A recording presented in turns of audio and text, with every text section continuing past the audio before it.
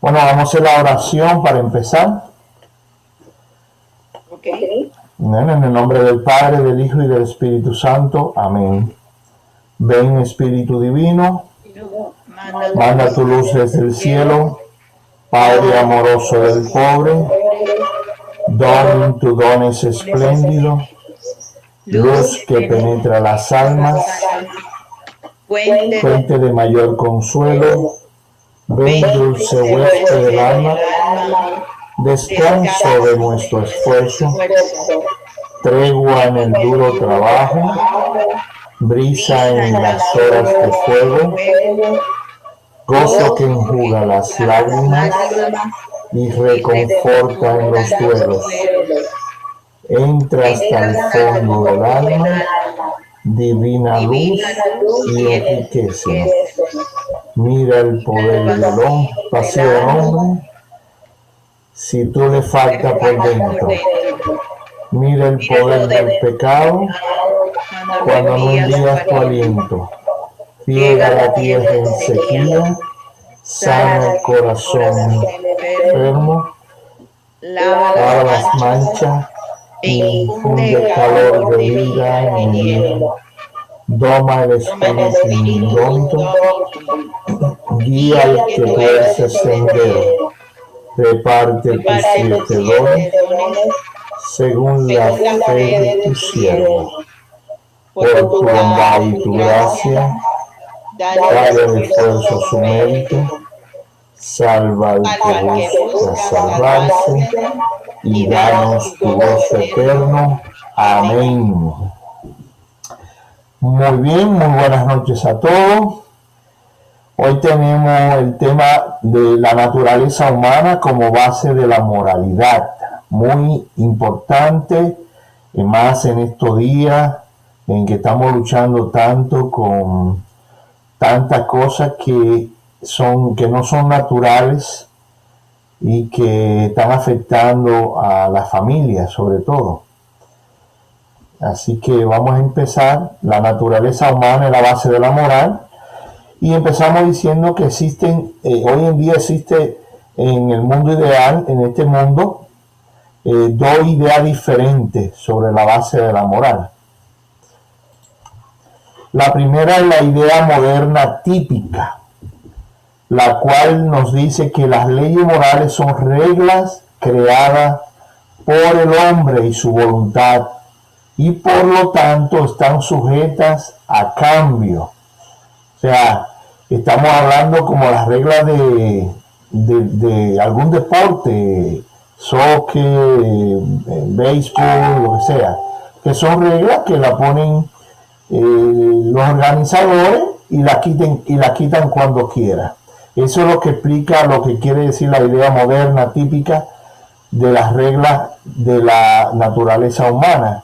Pero al mismo tiempo tenemos la idea tradicional, que es la idea que avala la Iglesia Católica, y no solamente la Iglesia Católica, sino las principales religiones del mundo, que nos dice que las leyes morales no son reglas que hacemos, sino principios que descubrimos basados en la naturaleza humana.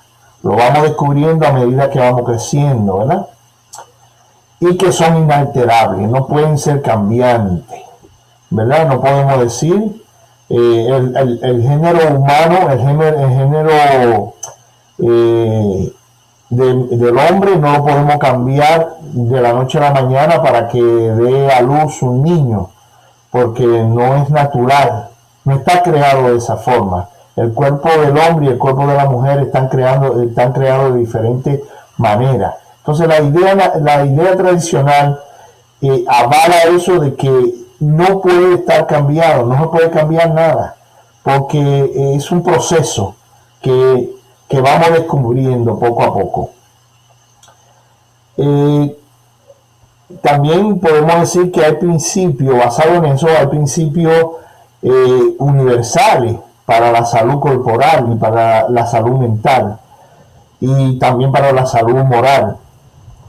Están los principios, está el autocontrol, que es la capacidad de control o dominio sobre uno mismo.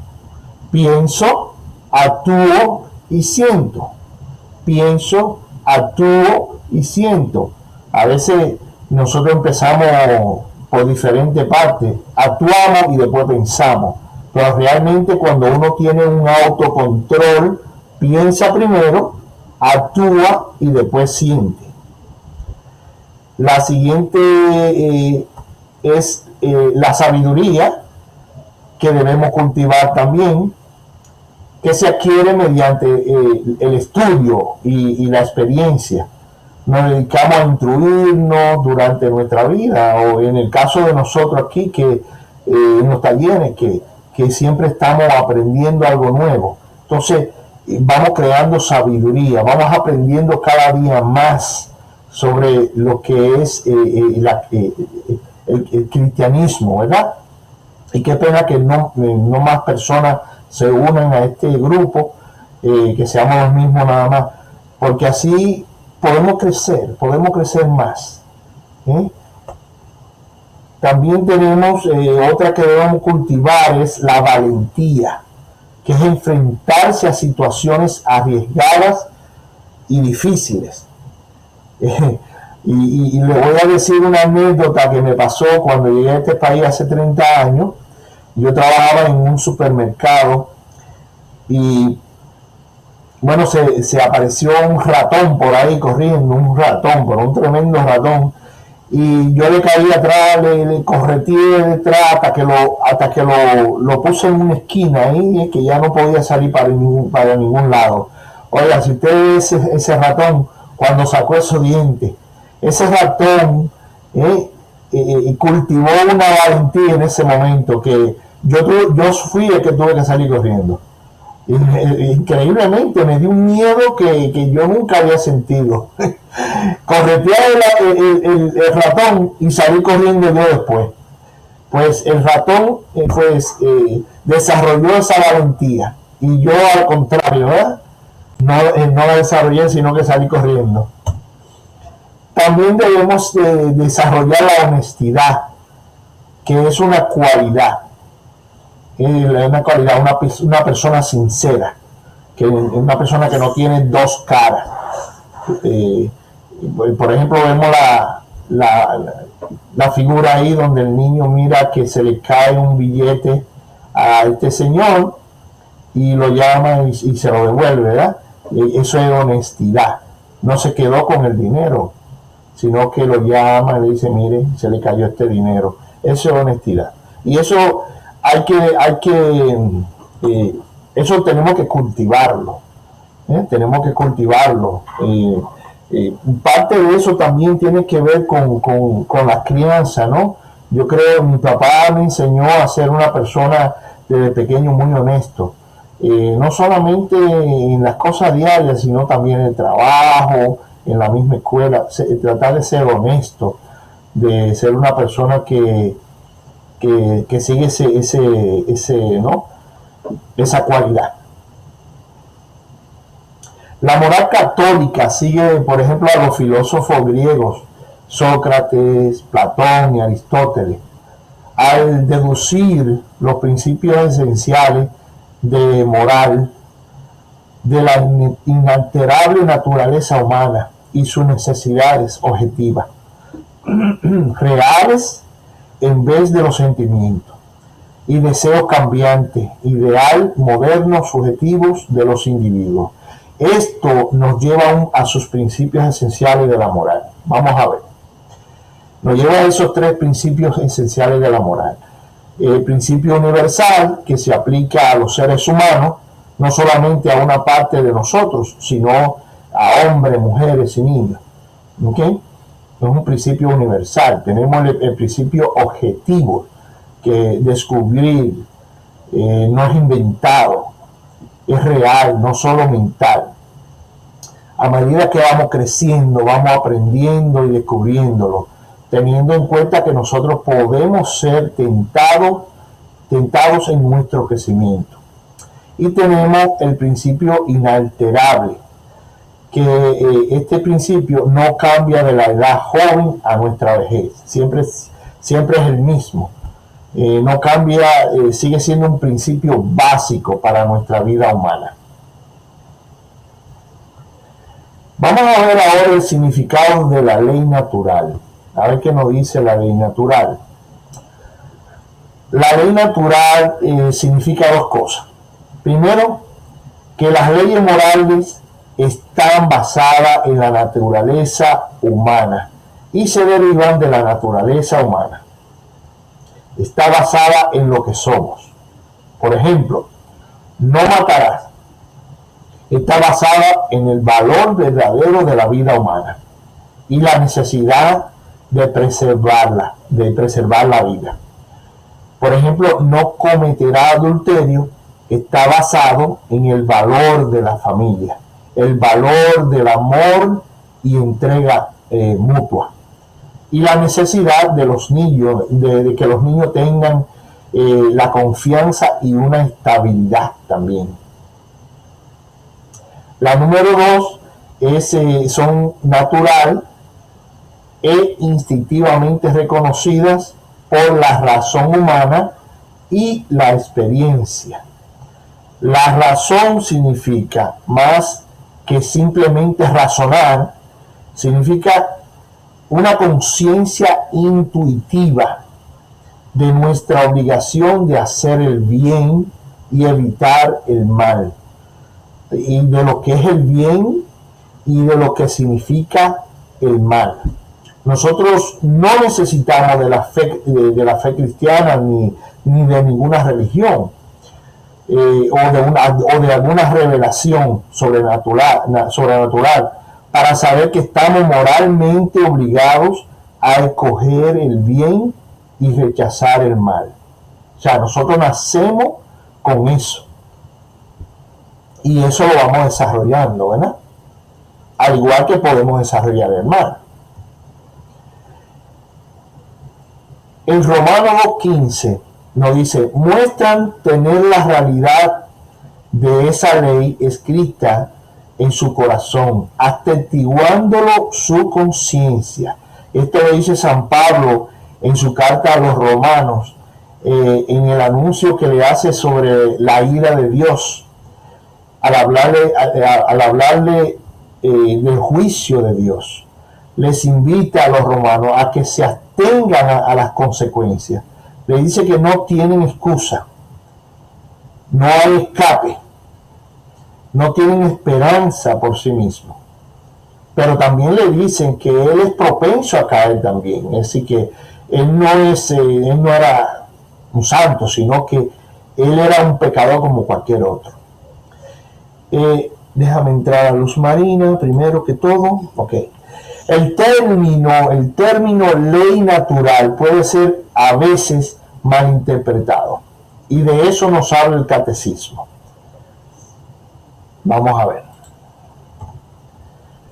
En el 1955 nos dice el catecismo: esta ley se llama natural no por referencia a la naturaleza de los seres irracionales, es decir, de los animales, sino por la razón que la proclama pertenece apropiadamente a la naturaleza humana, ¿verdad?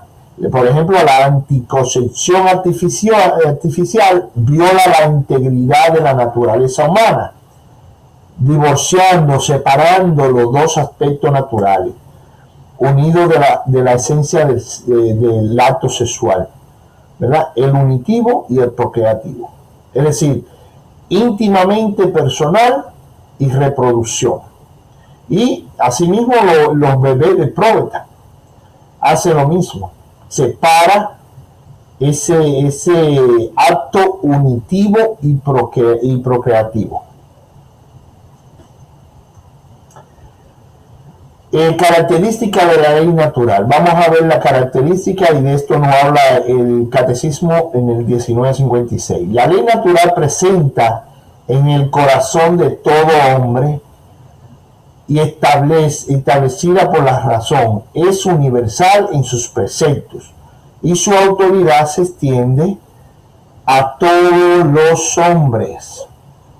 Y continúa diciendo en el 1956, existe ciertamente una verdadera ley, la recta razón conforme a la naturaleza, extendida a todos, inmutable, eterna, que llama a cumplir con la propia obligación y aparta del mal que prohíbe.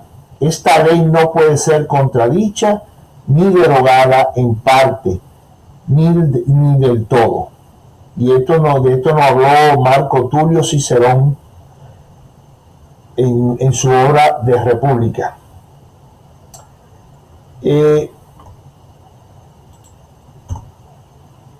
También el catecismo nos dice en el 1958, incluso se llega a renegar de sus principios, no se la puede destruir ni arrancar del corazón del hombre. Resurge siempre en la vida de individuos y sociedades. Y nos dice San Agustín en su obra Confesiones, el robo está ciertamente sancionado por tu ley, Señor, y por la ley que está escrita en el corazón del hombre, y que la maldad, injusticia, no puede borrar. O sea, es una ley natural y no podemos obviarla. También el catecismo nos habla en el 1958. La ley natural es inmutable y permanece a través de las variaciones de la historia. Subsiste bajo el flujo de ideas y costumbres y sostiene su progreso. ¿Por qué? Porque está basada en la naturaleza humana, esencial, hecha por Dios, la cual no cambia con el tiempo, ni siquiera por el lugar, en vez de en desarrollo accidental hecho por el hombre que sí cambian. Y en eso podemos dar un ejemplo de los mandamientos. Es una ley inmutable de la ley de Dios. 4. La aplicación de la ley natural varía mucho, dice en el 1957 del Catecismo. Es decir, que la esencia del hombre no cambia, pero sí sus características accidentales, sus circunstancias y situaciones. Por ejemplo, la pena capital puede ser moralmente necesaria en una sociedad primitiva, así como la vemos en la foto, ¿no? Pero es inútil en una sociedad que tiene leyes, porque si hay leyes, ¿para qué vamos a hacer una ley tan fuerte, capital, ¿verdad? Entonces no es necesaria.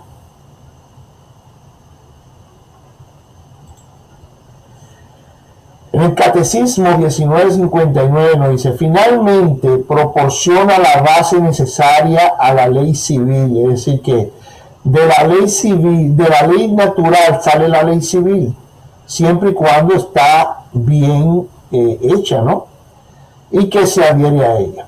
Sin la base de la ley natural, la ley civil pasa a basarse en el poder, sea colectivo o individual, lo que dije, ¿no? La ley civil, la base debe ser la ley natural, pero cuando ya se convierte en una ley que no se respeta, como la ley que prohíbe algunos actos, como la violación, la tortura, la esclavitud, porque son moralmente malas y dañinas a la salud y a la prosperidad de la naturaleza humana. En ese caso, son leyes que se basan en la naturaleza humana.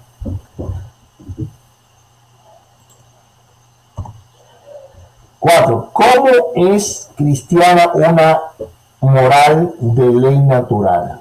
Dice, y el Catecismo nos explica de esto en el 1953. La ley moral tiene en Cristo su plenitud y su unidad. Jesucristo es en persona el camino de la perfección. Y nos dice en Filipenses capítulo 1, versículo 21, porque para mí el vivir es Cristo y el morir es ganancia. Fíjense cómo como la naturaleza humana encuentra su perfección y fin fundamental en Cristo, el hombre perfecto, y como la moral está basada en la naturaleza humana, por lo tanto la moral encuentra su perfección y su fin fundamental en Cristo.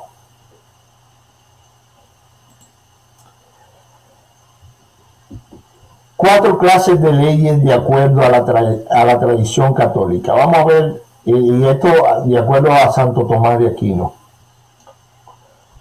La primera es leyes humanas. Tenemos las leyes humanas, son leyes hechas por comunidades de hombres y son por lo tanto cambiables o revocables por el hombre. Fíjense, muchas de estas son convencionalismos sin ninguna virtud o iniquidad intrínseca moral, tales como las leyes de tránsito. Pero muchas de ellas están basadas en la ley moral, si son leyes buenas, obviamente, tales como requerir el pago justo de las deudas, o violan la ley moral, si son leyes malas, tales como las leyes que niegan los derechos humanos esenciales a los ciudadanos, como pasa en Venezuela, en Cuba, en Nicaragua y otros países más. También tenemos la ley natural, que debe ser la base de las leyes civiles humanas. Es la ley de la naturaleza humana. Como por ejemplo el derecho a la vida. Ahora que estamos en el mes de Provida, que no se limita a los no nacidos, pero se extiende a todos los seres humanos. No podemos quedarnos ahí. La ley del derecho de la vida tiene que ver desde el nacimiento, desde la procreación hasta el final de la vida. O sea, ahí nos incluye a todos nosotros. El respeto de todos nosotros, a la vida de todos nosotros. También debemos entender que un ser humano no solo deja de vivir porque es abortado, pero hay muchas formas de morir, como es el maltrato, como es la esclavitud, como es el bullying. Todas estas cosas, estas son parte de las clases que nosotros le damos a los niños. Cuando le estamos explicando en las clases sobre el bullying, sobre este mandamiento, el no matar, que no es solamente darle un tiro a una persona, no es solamente, o sea, también se muere de muchas formas. La esclavitud, el bullying mata a la persona moralmente, es decir que eso hay que tenerlo presente también. También la ley eterna, en la cual el hombre participa.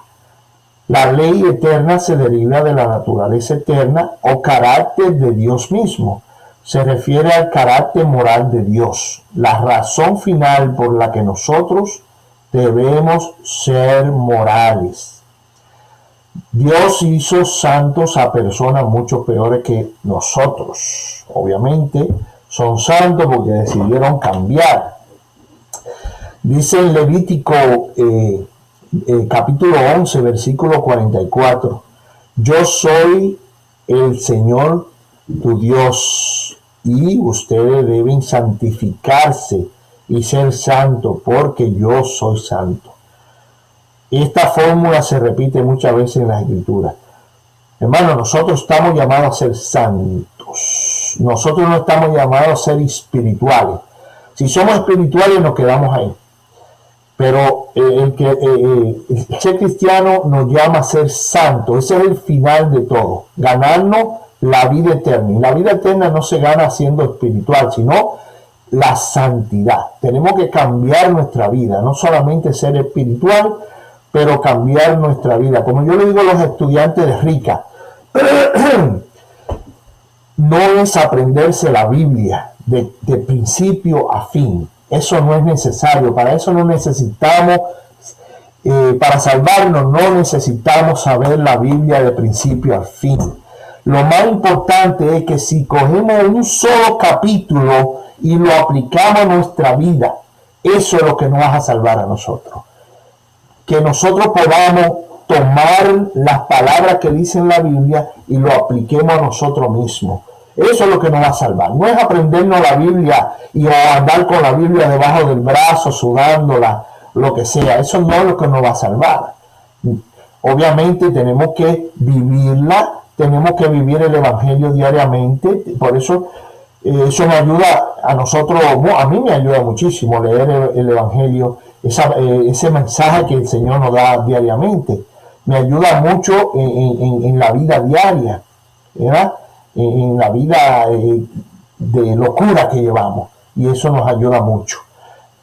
Pero tenemos que aplicarlo a nuestra vida, porque eso es lo que va a cambiar nuestra vida. Eso fue lo que los santos hicieron. No tenemos que tomar los santos simplemente para pedirle. Los santos no es para pedirle. Los santos, la mejor educación que nos puede dar un santo es la vida. Nosotros aprender lo que hizo, por qué se hizo santo, qué lo llevó a santificarse, que era una persona, como dice ahí, que era una persona que pueden ser personas tan pecadoras, peor que nosotros. ¿Qué lo llevó a ser santo? Y eso son cosas que yo no le explico a los estudiantes de Rica. Lo que no va a ser santo a nosotros o buscar la vida de los santos no es para pedirle. No es que me digan, mira, este santo sirve para este santo sirve para otro. Vamos a ver qué es lo que es santo, por qué llegó a santo. Eso es lo importante sobre todo, saber la vida del santo para nosotros poder aplicarla, porque la vida del santo es ejemplo para nosotros, es ejemplo de vida. Y eso es lo que nos va a llevar a nosotros a santificarnos también. Copiar eso, copiar las cosas buenas que hicieron ellos. Ley divina también, tenemos la ley divina, son leyes reveladas por Dios, sobrenaturales. Es la decisión de Dios de intervenir en un momento dado para revelar un mandato o establecer una alianza. Bien sea para todos, como los 10 mandamientos, o para un pueblo específico, como las leyes litúrgicas del Antiguo de Israel, o para un individual, un mandato para uno de sus profetas, por ejemplo. Esas son las leyes divinas. El catecismo resume las 4 clases de leyes, estas que hemos hablado en el 1952, y nos dice: las expresiones de la ley moral son diversas y todas están coordinadas entre sí. La ley eterna, fuente en Dios de todas las leyes, la ley natural, la ley revelada, que comprende la ley antigua, y la ley nueva o evangélica. Finalmente, las leyes civiles y eclesiásticas. Este resumen añade la distinción importante entre ley divina revelada a la antigua ley, o sea, al Antiguo Testamento, o a la nueva ley, el Nuevo Testamento. El propósito de las dos es diferente. Según la tradición cristiana, la ley santa, nos dice en Romanos 7, capítulo 7, versículo 12, por ejemplo, la ley es santa y también es santo, justo y bueno el precepto. La ley es espiritual y nos explica eso Romanos 7:13. ¿Será posible que algo bueno produzca en mí la muerte? En absoluto. Esto viene del pecado.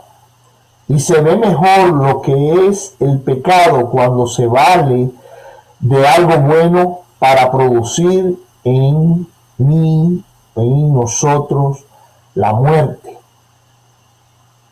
Gracias al precepto, el pecado deja ver toda la maldad que lleva en sí y buena. Romanos 7:14 nos dice, sabemos que la ley es espiritual, pero yo soy hombre de carne y vendido al pecado. Esto lo dijo Saúl, ¿no? Nos lo explica en Romanos 7:14.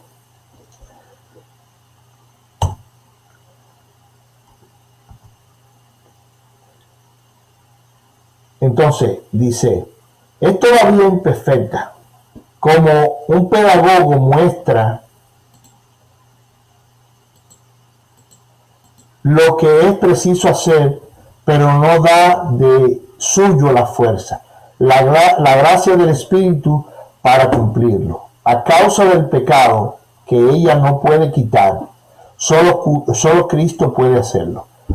No deja de ser una ley de servidumbre. En la carta a los Gálatas, capítulo 3, versículo 24, la ley nos conducía al Maestro, a Cristo, para que creyéramos y así fuéramos justos. Y según San Pablo, en su carta a los Romanos, capítulo 7, tiene por función principal denunciar y manifestar el pecado. Es decir, revelar, como hacen, por ejemplo, los rayos X, revelarlo. Eso es lo que tiene, para así hacernos ir a Cristo, que es el cirujano, por supuesto.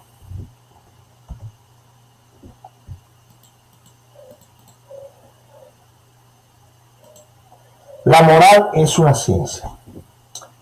Es una ciencia en el sentido amplio y primitivo de la palabra.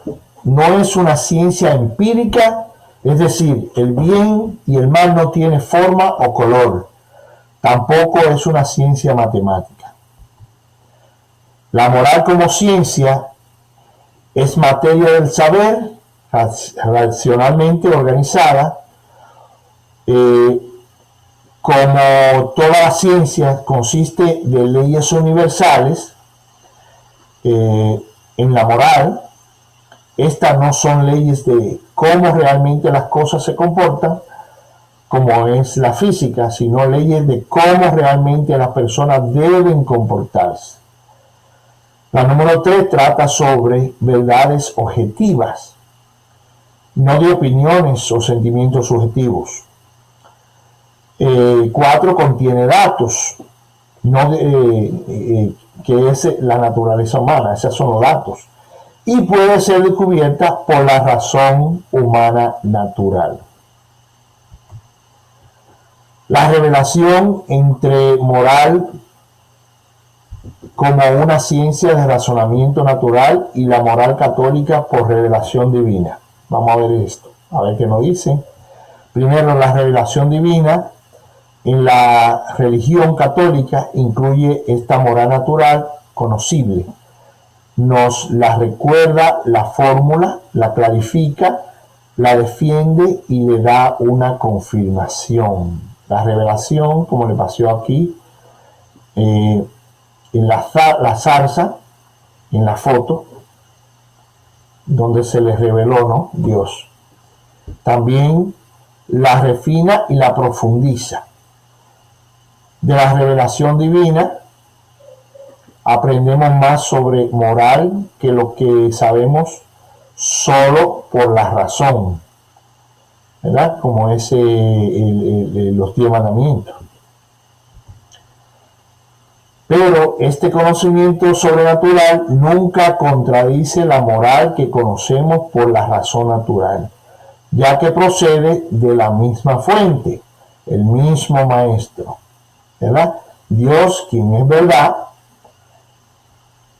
¿verdad? La verdad nunca contradice a la verdad, y Dios nunca se contradice a sí mismo, aunque Dios sí aumenta sus exigencias, aumenta sus expectativas según maduran sus hijos, al igual que hacen los buenos padres humanos, ¿verdad? Poco a poco se va revelando de diferentes formas. La moral y el lugar de los humanos en el universo. Vamos a ver. El hombre ha sido definido por su lugar en el orden creado de las cosas. La jerarquía cósmica está en el nivel más alto del mundo material visible, que incluye los minerales, vegetales y los animales, que está por debajo de nosotros. Por eso que los animales, pues la creación cuando el Señor nos creó a nosotros, creó las cosas, ¿no? Creó las cosas para que nosotros nos sirviéramos de ellas, ¿verdad? Y hay cosas que son para comer, hay cosas que son para criar, hay árboles que son para que nos dé frutos, hay otros que nos dan sombra, o sea, eso lo vamos nosotros desarrollando y lo vamos conociendo a medida que vamos evolucionando. Pero también está en el nivel más bajo del mundo espiritual. Fíjense cómo es la cosa. ¿Qué incluye los ángeles? Los ángeles son espíritus puros creados que están sobre nosotros. Así nosotros sabemos que no somos ángeles ni animales. La ley moral para nosotros, que es la ley de los seres humanos, no es la misma ley moral para los ángeles y los animales. Los ángeles no tienen cuerpo y por lo tanto no tienen tentaciones por cosas como lujuria, codicia, gula. Y no hay ley moral para los animales, que no tienen razón, obviamente no tienen cerebro, no piensan, no tienen el libre albedrío como lo tenemos nosotros, no tienen conciencia. La ley moral católica toma en consideración ambos aspectos de los seres humanos y no es angelical, ignorando nuestra animalidad, ¿verdad? Ni animal, ignorando nuestra espiritualidad y racionalidad. La base de la moral católica en el origen del hombre. Y de esto nos habla en el Catecismo en el 1700. La base de la dignidad de las personas humanas está enraizada en su creación a imagen y semejanza de Dios. Fíjense, la moral trata sobre personas humanas en sus relaciones con otras personas humanas, consigo misma y con Dios. Por lo tanto, la naturaleza y dignidad de las personas humanas es una base fundamental para la moral. Si las personas humanas fueran solo animales, la moral sería imposible e innecesaria. Así es que, ¿cuál es la base de la dignidad de las personas humanas? ¿Es esta base algo incierto, cambiable, falible como el Estado, o consenso popular, o nuestras opiniones y sentimientos y deseos? Pues no. Dios nos hizo a su imagen. La base real para la moral natural es ese hecho, que estamos hechos a imagen y semejanza de Dios. Es también la base fundamental del orden social y del orden, obviamente, político, ya que la ley humana, la ley social y política, se basa en la ley natural, que es la misma ley moral. Y la ley natural se basa en la ley eterna. Excluimos, ¿verdad? Sacamos cosas porque están mal y son malas por su propia naturaleza. Fundamentalmente porque esa naturaleza es opuesta a la naturaleza y carácter de Dios. Sin embargo, esta base fundamental no es necesariamente debe ser explícitamente conocida y creída por todos antes de que pueda ser moral, porque hasta los ateos pueden respetar personas como un fin y obedecer sus conciencias. O sea, no tenemos que ser religiosos para saber que matar es malo, ¿verdad? No tenemos que ser religiosos para saber eso. Nosotros nacemos con eso. Eso es natural.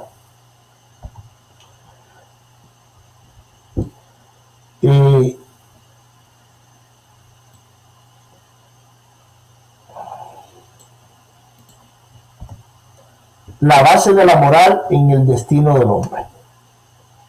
Continuamos hablando de lo que nos dice en el 1700 el catecismo. La dignidad de la persona humana se realiza en su vocación a la bienaventuranza divina, puesto que el fin del hombre es compartir la propia bienaventuranza de Dios. El hombre es un misterio sublime y santo, no un objeto para ser usado. La base de la moral en el destino del hombre. La dignidad de la persona humana se realiza en su vocación a la bienaventuranza divina. Y en el 1703 nos dice, la persona humana es la única criatura en la tierra a la que Dios ha amado por sí misma. Y esto es lo que nosotros debemos hacer.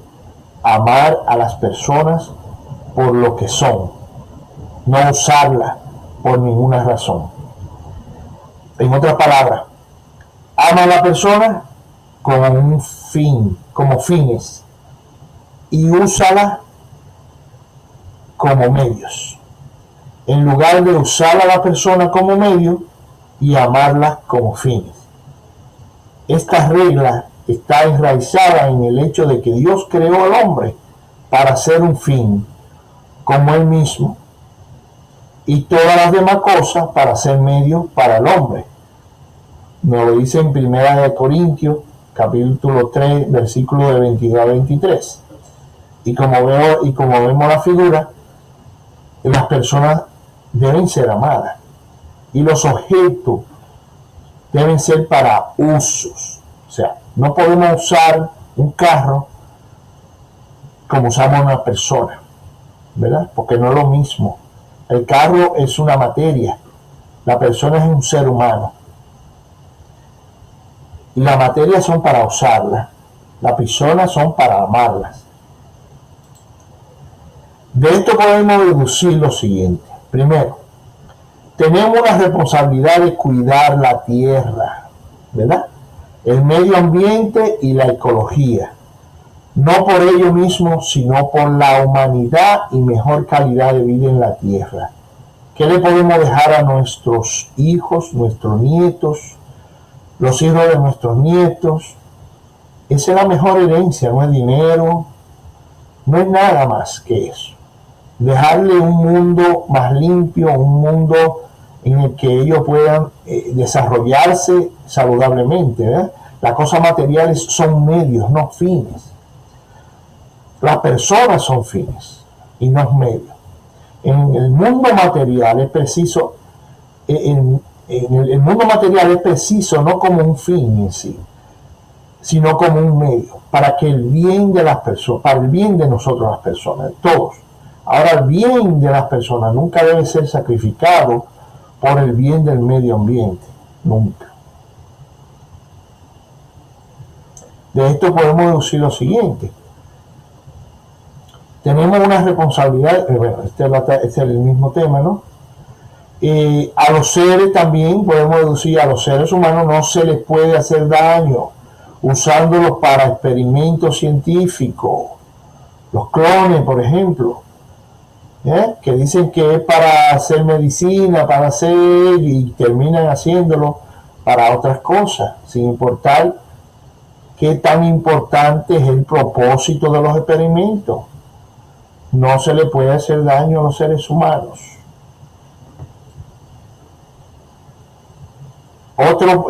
Otra deducción es que políticos y negocios deberán reconocer que el propósito predominante de la economía no es poder o ganancia, sino el bienestar humano. los humanos estamos primero que cualquier cosa materiales. La política y la economía, la política económica deben ser jugadas por esa norma cualitativa, no meramente por la norma de eficiencia cuantitativa. Porque si nos acabamos los seres humanos, ¿de qué vale tener un mundo rico y los bancos llenos de dinero si ya no hay nadie quien pueda sacar ese dinero o coger un préstamo? O sea, tenemos que cuidar a los seres humanos primero y después lo demás. Sí. Aún así, tengamos que llegar otra vez, empezar a la creación, a volver a taparnos con una hoja y no quedar con ropa. ¿Por qué? Porque es más importante el ser humano. Y eso nos lo dice el Señor en sus mandamientos. No lo digo yo, sino el Señor. Y eso es lo que estamos hablando. ¿Es el hombre bueno o malo? Aunque el hombre es creado por Dios a su imagen, puede ser bueno, pero al mismo tiempo es también una criatura caída y pecaminosa. Es capaz de entender y ser virtuoso, pero también puede ser irracional y vicioso. La moral católica no ignora este doble aspecto del hombre. Y la moral católica y no es pesimista, negando nuestra bondad intrínseca, ni es optimista, negando nuestra capacidad para el mal. Por ejemplo, si el hombre fuera simplemente bueno, no habría pecado, obviamente. No habría culpa, no habría arrepentimiento tampoco, no habría castigo tampoco. Y la moral solo sería amor y autoestima, ¿verdad? Qué bueno hubiese sido así. Lamentablemente el pecado entró. Por otro lado, si el hombre fuera simplemente malo, la moral solo podría ser legalista, un asunto de compulsión eterna basado en miedo al castigo, forzándonos a actuar contrario a nuestra naturaleza y a malos instintos. Sí, tiene que haber un balance ahí, ¿verdad? Tiene que haber las dos cosas, ¿verdad? Así que la moral es tanto una ayuda para nuestros buenos instintos y una amenaza a nuestra inclinación a lo malo, y apela tanto al amor al bien como al temor del mal. Esta es la moral del sentido común y de la fe católica.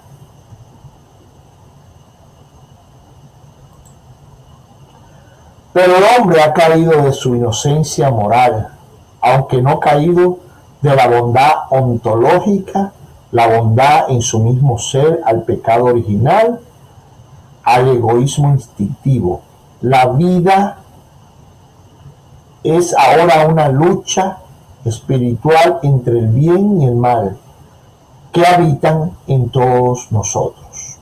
Hay algo de bueno en los peores de nosotros y algo de malo en los mejores de nosotros. Los mejores son los santos, son los más honestos y transparentes sobre sus propios males. Existen dos clases de personas: pecadores que se creen santos y santos que saben que son pecadores. Esto nos lo dice Pascal, ¿no? También lo dice Sócrates. Existen dos clases de personas: tontos que se creen sabios y los sabios que saben que son tontos. Según el párrafo del Catecismo en el 1707, dice: de ahí que el hombre esté dividido en su interior. Por esto, toda la vida humana, singular o colectiva, aparece como una lucha, ciertamente dramática, entre el bien y el mal, entre la luz y la tiniebla. El hombre como un ser espiritual. La moral católica, como para todas las religiones del mundo, el hombre es un ser espiritual. como un alma. No es un simple simio inteligente o un mero organismo biológico. El hombre está dotado de un alma espiritual e inmortal. Nos dice el catecismo en el 1703. Las consecuencias de la moral son obvias. En pocas palabras, sé lo que eres, sé lo que eres. Nos comportamos de acuerdo a la identidad que creemos tener. Eso es lo que quiere decir. Si creemos que somos simios, actuaremos como simios, limitándonos a lo que hace un simio. Y si creemos que somos hijos de Dios, puro y santo, actuaremos como hijos del Rey. Las consecuencias sociales también son radicales. Por una parte, si somos inmortales, cada individuo es eternamente valioso. Más valioso que cualquier nación mundana temporal. El aspecto secular del hombre, por otro lado, no contiene garantía contra el totalitarismo, porque si somos espirituales, inmortales,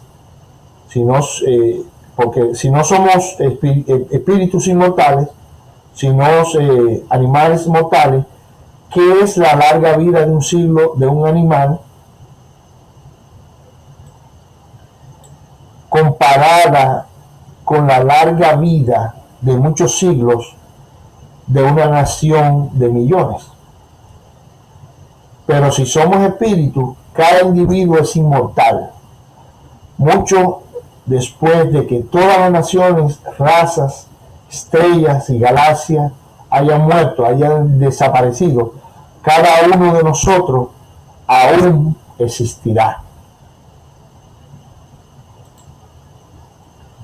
El cuerpo humano como parte de la dignidad del hombre.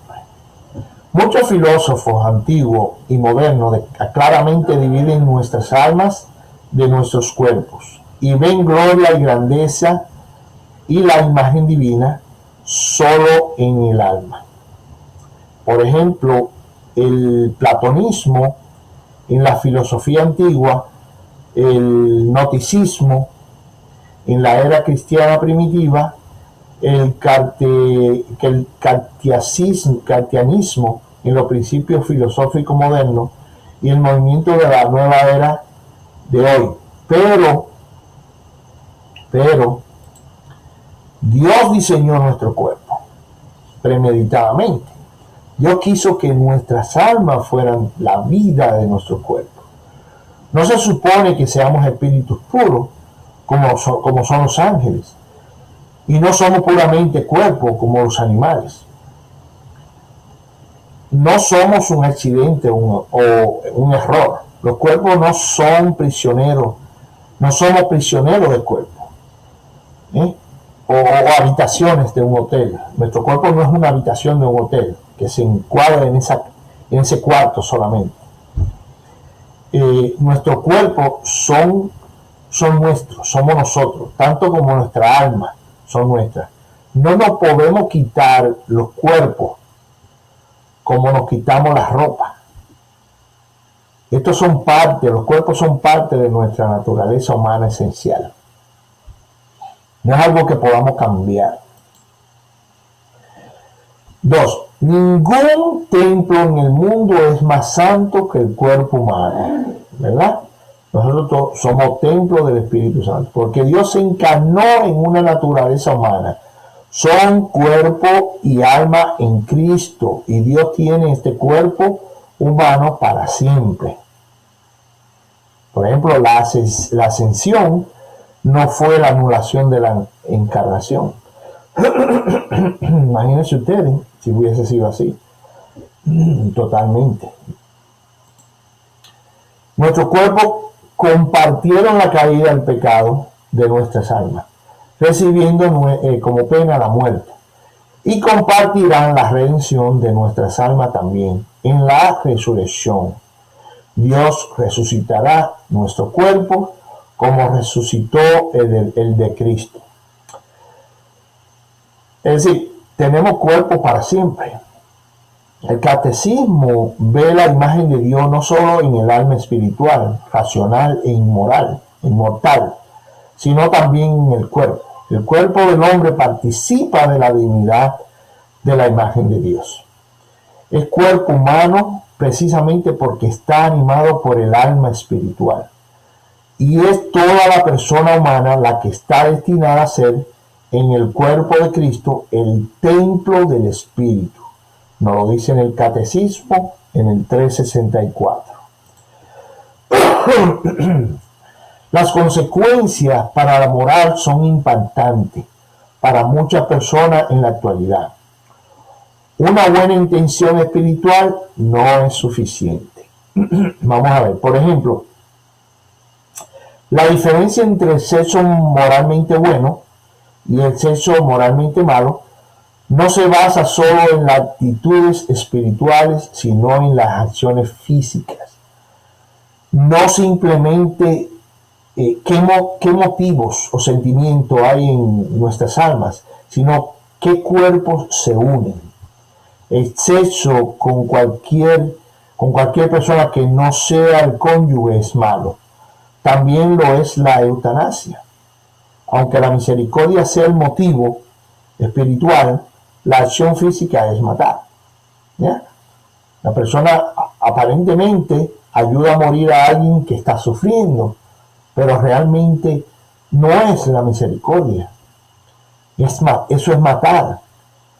¿Sí? Y está penado en nuestros mandamientos. Vamos a ver ahora un bosquejo de la base de la moral católica en la realidad. A ver qué nos dice. La moral católica está basada en la verdad de Dios. De ahí que podemos clasificar algunas cosas como buenas y otras como malas. Puesto que el Creador no es una criatura y ninguna criatura es el Creador, no debemos adorar a ninguna criatura como fin o tratar de usar al Creador como un medio, ¿verdad? Puesto que el espíritu es más grande que la materia, no debemos valorar las cosas materiales, como el dinero, sobre las cosas espirituales, como la sabiduría y la virtud. Sin embargo, la materia es creada por Dios y es buena. Nuestra meta, hermano, no es liberarnos de la materia, sino usarla apropiadamente. Usarla apropiadamente. El uso apropiado de la materia. El uso apropiado de lo que Dios creó para nosotros. Nosotros estamos en esa categoría sobre todas esas materias, sobre toda la creación.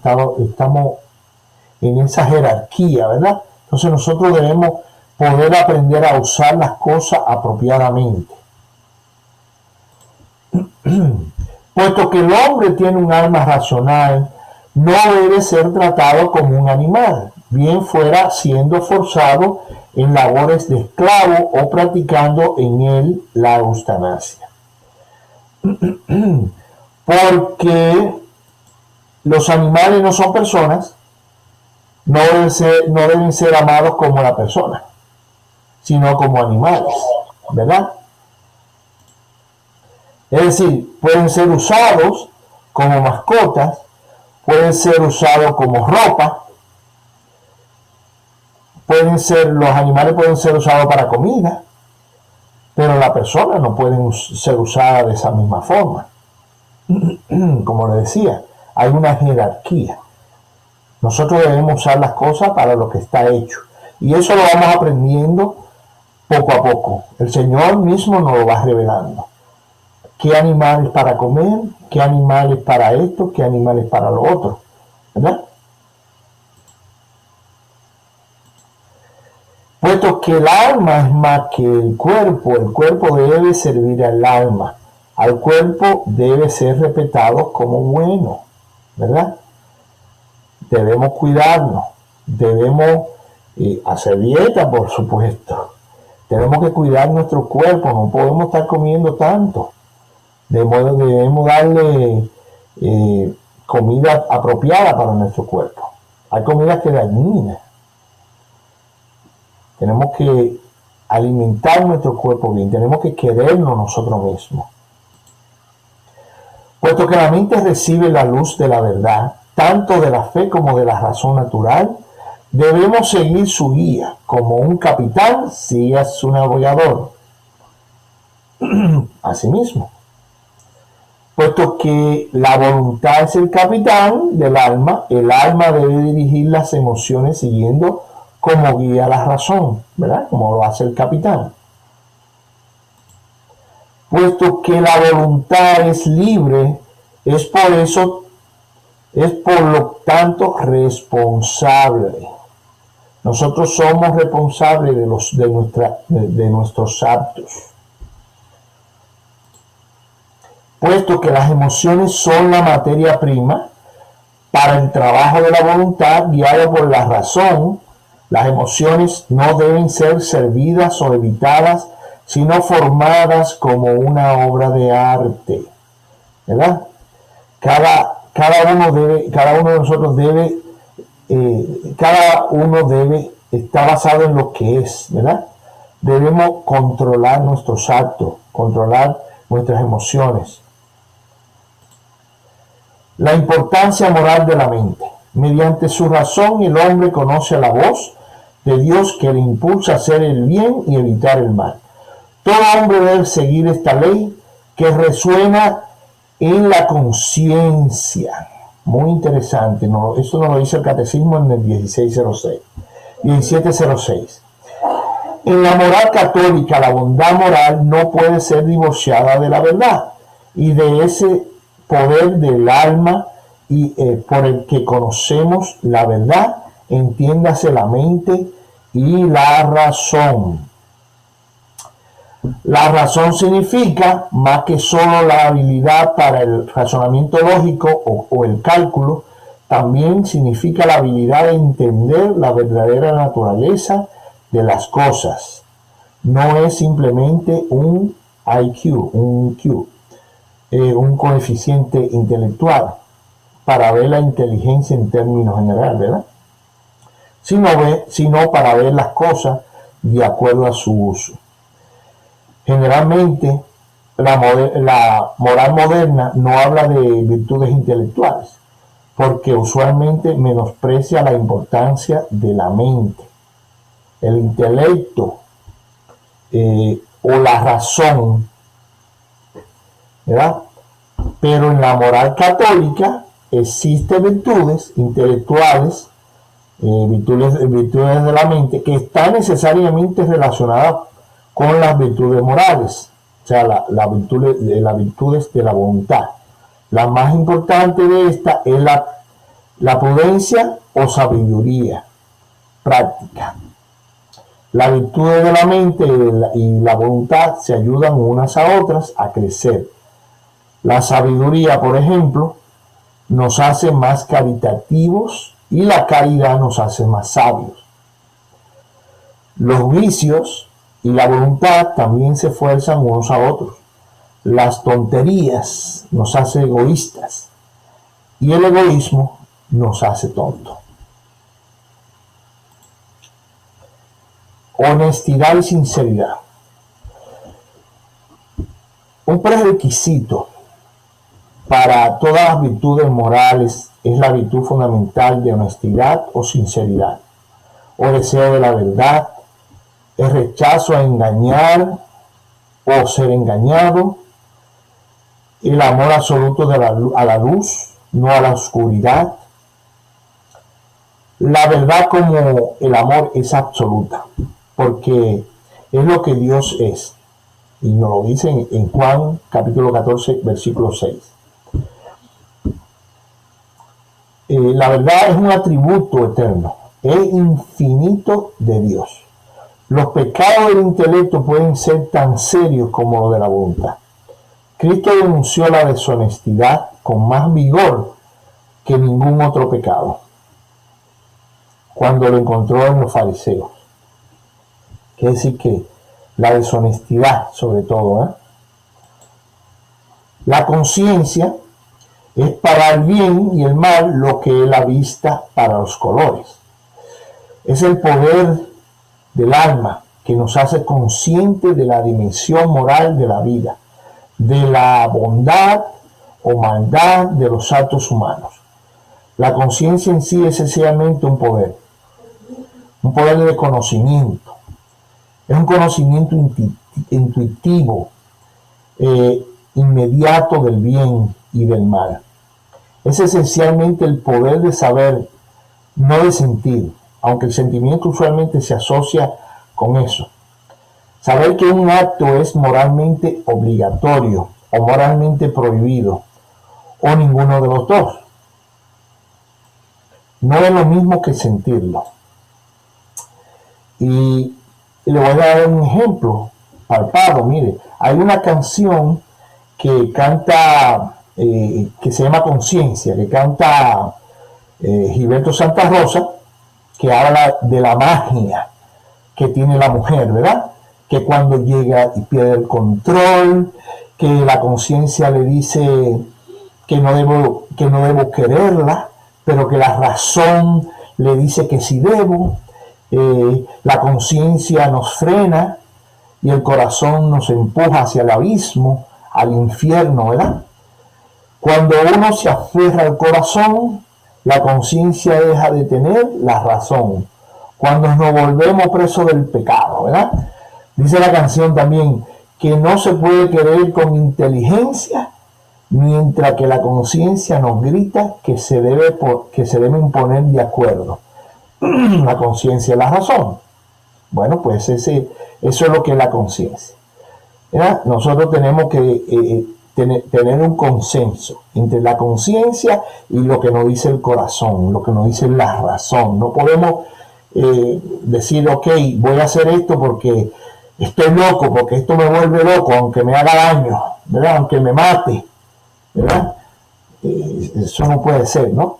Eso no está de acuerdo. Tiene que haber un consenso. Tiene que haber la conciencia y la razón de ponerse de acuerdo. Algunas veces nuestra conciencia moral está acompañada por un sentimiento y otras veces no. Por otro lado, la conciencia es muy poderosa cuando es ayudada por los sentimientos correctos. Es mucho más fácil que nos convirtamos en santos si nos sentimos atraídos a la vida de santidad, que si tememos a esa vida, ¿verdad? A muchos, a mí por ejemplo al principio cuando me hablaban de santidad yo decía, uy, así como dice la foto, santo yo, ¿de dónde? ¿Cómo? ¿Verdad? Se siente uno como confundido, a veces le tiene miedo, ¿no? A lo que es santidad. Pero la conciencia en sí es esencialmente un poder de conocimiento. Es un conocimiento intuitivo, inmediato del bien y del mal. Así como el poder de aplicar la norma a las acciones haciendo juicio y de valor sobre ellos por medio del razonamiento moral. Por lo tanto, esto no incluye conocimiento, juicio y razonamiento, los tres actos de la mente. En el corazón de la moral verdaderamente hay conocimiento. La moral verdadera incluye vivir la verdad en la realidad. Una santidad verdadera implica la cordura verdadera. Es decir, que nosotros tenemos que ponernos, como dicen por ahí, para eso. Tenemos que ponernos para la santidad. Estamos llamados a ser santos. ¿Para qué? Para que la conciencia se amoldase a esa idea de que nosotros tenemos y vamos a ser santos.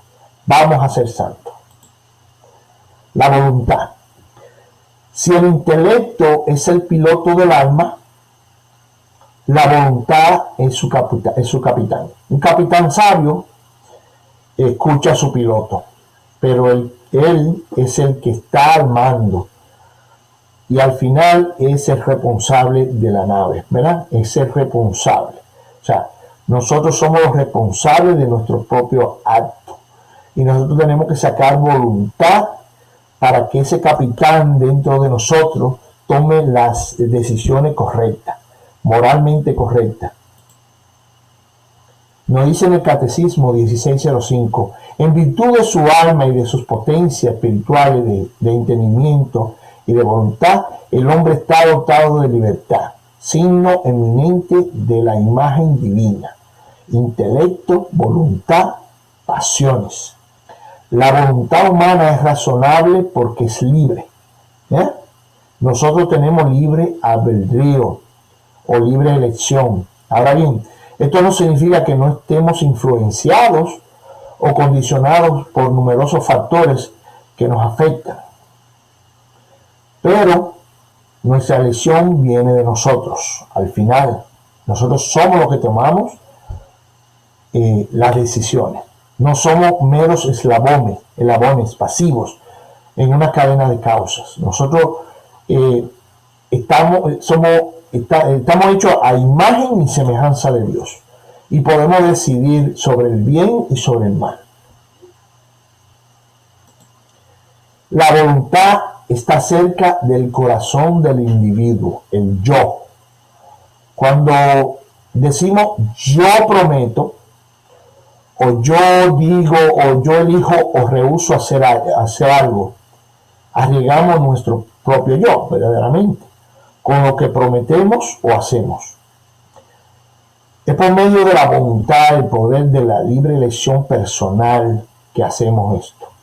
Nuestro libre albedrío nos hace moralmente responsables. Al igual que con el intelecto y la conciencia, la voluntad y la elección no son esencialmente sentimientos o emociones.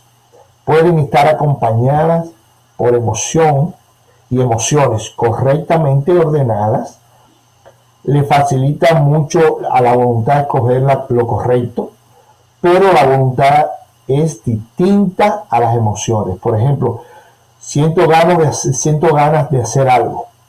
No es lo mismo que elijo de hacer algo. O sea, tú estás decidiendo.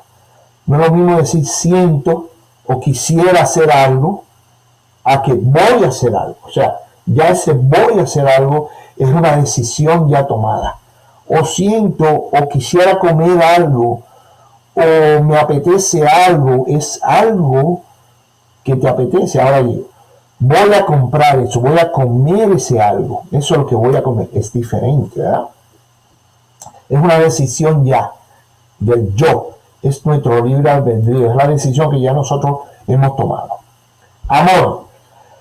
La esencia del amor en el sentido bíblico o ágape no es una emoción o sentimiento. La esencia del amor es una elección de buena voluntad. Desear el bienestar de otro, de cualquier ser humano, de los otros, el escoger lo que realmente es lo mejor para el otro, eso es amor. Esta es la esencia, nada espectacular ni emotiva del amor. Y los sentimientos excitantemente son añadiduras a las esencias. Fíjense que podemos amar a alguien aun cuando no nos sentimos amorosos con esa persona.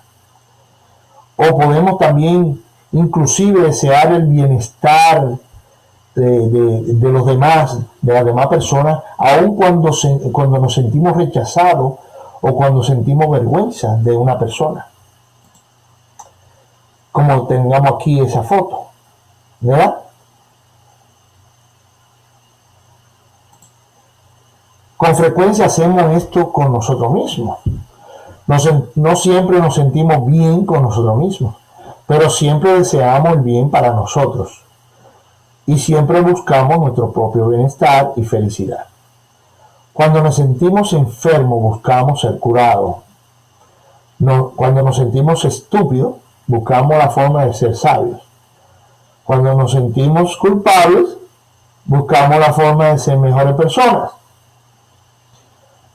Hermano, hasta cuando nos sentimos feos, nos hacemos cirugía. ¿Verdad? Cristo nos manda a amar al prójimo como a nosotros mismos.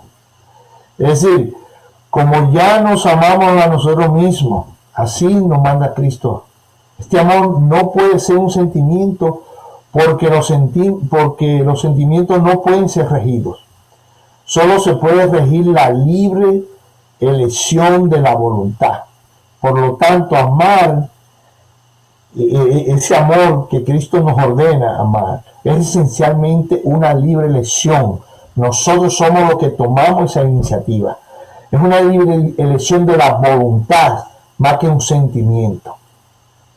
Por eso que debemos pensar que cuando, por ejemplo, nosotros nos casamos, digamos, sin todavía, no es que se casa teniendo años ya viviendo juntos, pero los jóvenes que se casan, se conocen y ya a los 6 meses dicen te amo, te quiero, te amo, pero es difícil poder decir eso.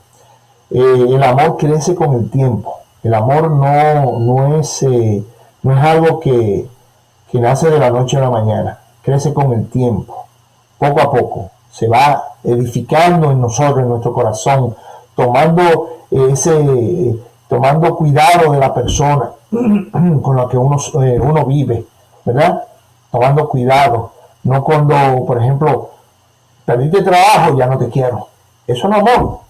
Y es por eso que el 50% de los divorcios terminan porque la mayoría se casan más por lo que necesitan que por el mismo amor, porque todo el amor no se ha edificado en esa pareja, y la pareja tiene que edificar el amor en el cuidado del uno al otro.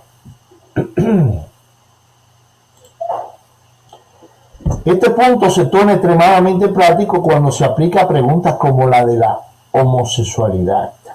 Los sentimientos homosexuales no son pecaminosos. Vuelvo y repito. Los sentimientos homosexuales no son pecaminosos, ya que no se escogen libremente. Sin embargo, los actos sexuales son pecaminosos, ¿verdad? Hay que tener mucho cuidado con eso. Es el acto en sí que es pecaminoso, no es el sentimiento. Es como la infidelidad, es lo mismo, ¿verdad? El acto. Si tú eres infiel, pues tú estás cometiendo un pecado. Los actos homosexuales, son intrínsecamente desordenados, ¿verdad? Según lo ha declarado la Congregación para la Doctrina de la Fe, porque son contrarios a las leyes naturales. Cierran el acto sexual al don de la vida, así como lo es un anticonceptivo. Le cierra el camino al derecho a la vida, ¿verdad? No preceden de una verdadera complementariedad afectiva y sexual, dice el Catecismo en el número 2357. Los actos homosexuales son pecaminosos, como son los actos heterosexuales fuera del matrimonio, ya que son actos libremente escogidos, de desobediencia a la voluntad y a la ley de Dios. Vuelvo y repito, los sentimientos homosexuales no son pecaminosos. Y le digo que la misma arquidiócesis tiene programas para personas que tienen ese sentimiento, para ir amoldando a la persona, a darle terapia, ¿no? Ayudarlo a poder pasar ese sentimiento homosexual y no lleguen al acto. Los deseos, sentimientos y emociones homosexuales son desordenados, son problemas, pero no pecados, a menos que sean libremente escogidos por la voluntad. Libre albedrío. Vamos a ver qué nos dice el libre albedrío, que ya hemos dicho algunas cosas que tienen que ver con el libre albedrío. El significado del libre albedrío dice: Dios ha creado al hombre una persona dotada de iniciativa y del dominio de sus actos. El hombre fue creado libre y dueño de sus actos. Nos dice el catecismo en el 1730. Y nos continúa diciendo en el siguiente, en el 1731. La libertad es el poder radicado en la razón y en la voluntad de obrar o de no obrar, de hacer esto o aquello, de ejecutar así por sí mismo acciones deliberadas. Por el libre albedrío cada uno dispone de sí mismo. Yo creo que todos nosotros tenemos muy claro eso. El libre albedrío es necesario para la moral. Se convierte en fuente de alabanza o de reproche. Lo dice el catecismo en el 1732. Si por ejemplo nuestras voluntades no son realmente libres, la moral es verdaderamente insignificante. Todo lenguaje moral, lenguaje sobre el bien y el mal, lo correcto y lo incorrecto, lo que se debe y lo que no se debe hacer, pecado y virtud, alabanza y reproche, todo consejo y mandato tiene sentido solo cuando se dirige a personas libres. No ha necesitado y determinados animales o máquinas. O sea, los animales no necesitan tener libre albedrío porque los animales no tienen voluntad propia. Sin embargo, nosotros sí. Por ejemplo, no alabamos o culpamos, premiamos o castigamos a una máquina. Cuando la máquina de Coca-Cola nos falla, no razonamos con ella o la llamamos pecadora, sino que le damos una patada, le damos un puntapié, ¿verdad? La libertad puede ser aumentada o disminuida en la medida en que el hombre hace más el bien, se va haciendo más libre. Catecismo 1733. Y en el 1734 nos dice: el progreso en la virtud acrecienta el dominio de la voluntad sobre los propios actos. Sin embargo, mientras más uno obra el mal, menos libre se toma. Es algo así como prostituirse, y no quiero que lo tomen a mal ni lo tomen en el sentido de prostituirse, en el sentido de entregarse sexualmente. Lo mismo significa pecar, ser un pecador que no tiene libertad, que no tiene, se prostituye, porque no tiene libertad, se vende libremente a la esclavitud y a la adicción del pecado. El que peca es esclavo del pecado, y nos lo dice en Romanos capítulo 6, versículo 17. La libertad no es una constante. Somos libres para aumentar o disminuir nuestra libertad. Hay libertad total en el cielo, no hay esclavitud en el infierno. ¿Qué le parece? Ley y libertad. La mente moderna percibe el valor de la libertad humana con más profundidad que las generaciones pasadas, pero con frecuencia comete un error clave sobre la libertad, resistiéndose a la autoridad de la ley, a la autoridad de la ley humana o divina y a la obediencia de la ley. La encíclica El esplendor de la verdad del Papa Juan Pablo II, Veritatis Splendor, trata ese problema muy profundamente. Eso lo pueden bajar PDF gratuitamente, y esto lo explica bastante claro. La mera idea de ley está en estado de crisis porque nuestra cultura visualiza la ley negativa como una serie de prohibiciones y por lo tanto como algo que parece reducir la libertad. Por ejemplo, si a nosotros nos dicen en un pote de medicina o lo que sea, nos dice que es veneno, pues nos están diciendo es por nuestro bien. O sea, no nos están prohibiendo hacer algo, nos están diciendo que tenemos que cuidarlo. Y la barandilla esa, por ejemplo, en la carretera, nos dicen que por ahí, si no podemos volcar, podemos morir. Su misión a Dios, su voluntad y su ley no puede disminuir la libertad, porque Dios es el autor del hombre y su libertad. Tanto su libre voluntad para escoger como libertad del mal y del pecado. El autor de la libertad no puede ser el enemigo de la libertad. Es lo mismo con las buenas leyes humanas, leyes que expresan la ley natural, que a su vez expresan la ley eterna de Dios. Es el concepto secular de libertad, como obstinación o libertinaje.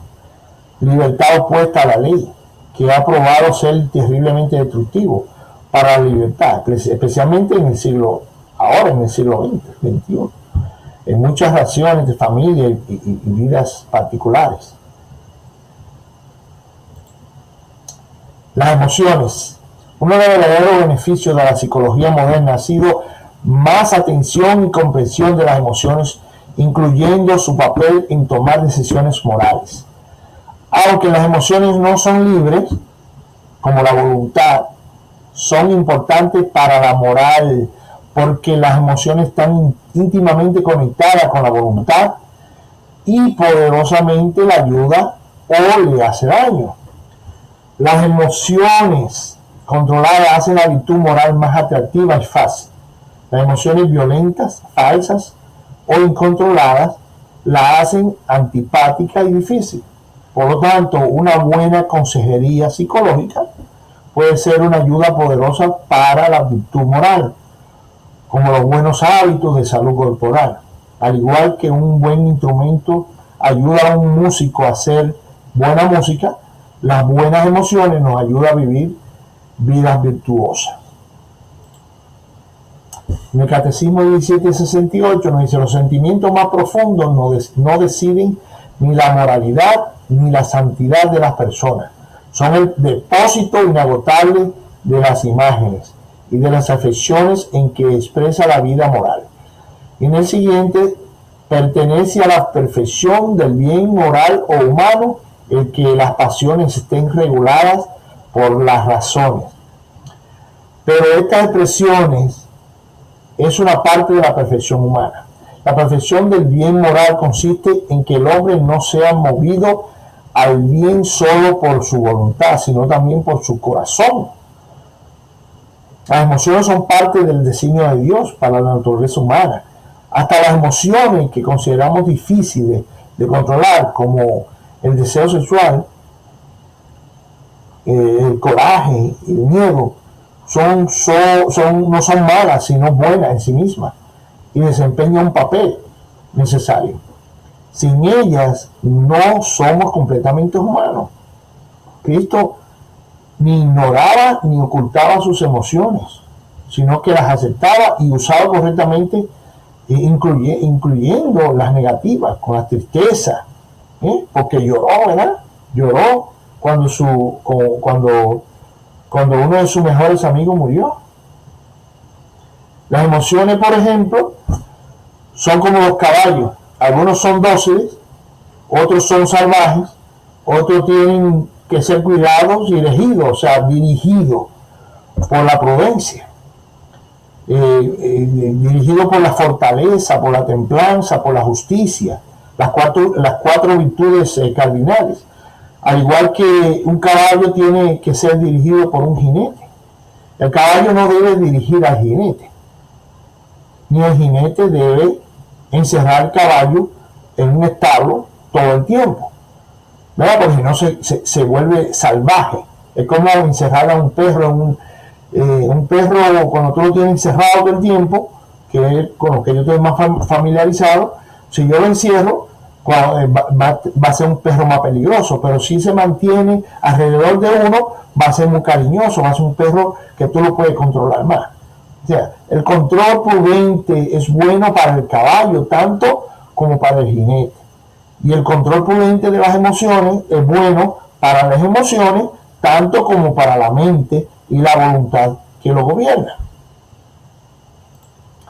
Así que para poder controlar nuestras emociones debemos recurrir a las 4 virtudes cardinales o morales: la prudencia, que es la sabiduría práctica; la fortaleza, que es el valor; la justicia, que es la rectitud; la templanza, que es el autocontrol. Así que con esto terminó mi presentación y le dejo pues a ustedes los canales abiertos para sus preguntas.